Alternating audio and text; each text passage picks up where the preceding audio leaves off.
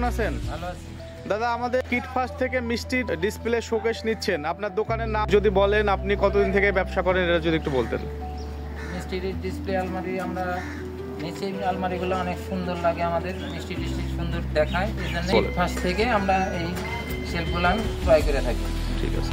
আর আমার ব্যবসার বয়স অনেক, আমার বাবার আমল থেকে, আমি করছি প্রায় 35-36 বছর ধরে। আপনার দোকানের নামটা বলেন আর ঠিকানাটা বলেন। নাম তাহেরপুর আগমনী মিষ্টান্ন ভান্ডার।